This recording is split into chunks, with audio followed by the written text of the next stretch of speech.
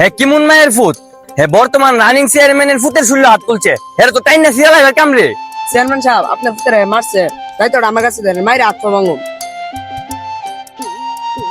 বাতিজা চেয়ারম্যান সাহেব কি হইছে?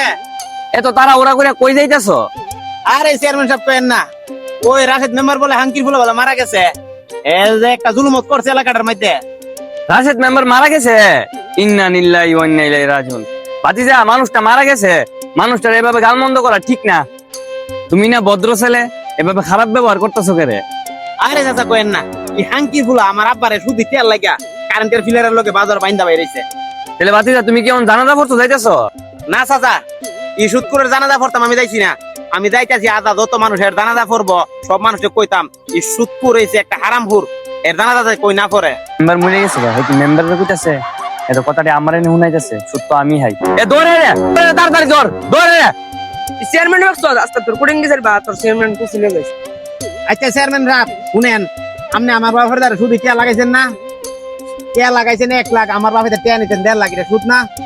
সরকারি গড়ায় সরকারি যত রিলিফের মালে সব আপনারা মাইরা খায়, এটা কিটা হারাম না?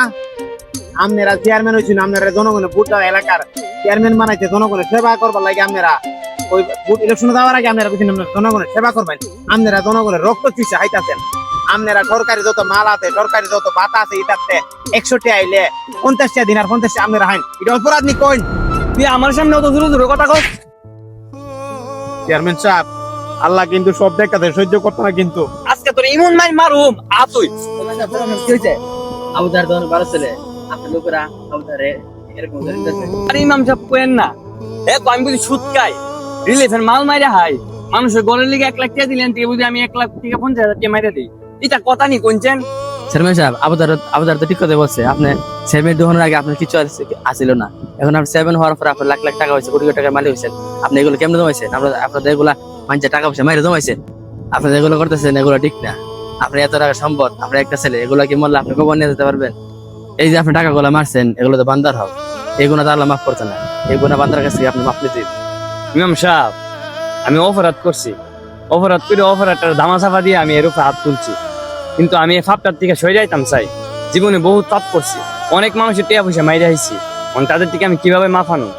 আপনি তো অনেক লোকের টাকা পয়সা মারছেন, এর মধ্যে কিছু লোক মেরে গেছে গা, আপনি তো তাদের কাছে গিয়ে টাকাগুলা গিয়ে ফসাই দেওয়া সম্ভব না। আপনি আপনার হালাল টাকাগুলো রাখিয়া যে অবৈধগুলা আপনি জমাইছেন, এই অবৈধ টাকাগুলা তাদের নামে আপনি এতিমখানায়, মাদ্রাসায়, মুসলিম মাদ্রাসায় আপনি দান করে দেন। ইমাম সাহেব আপনি আমার সঠিক ফটটা দিয়ে দিয়েছেন।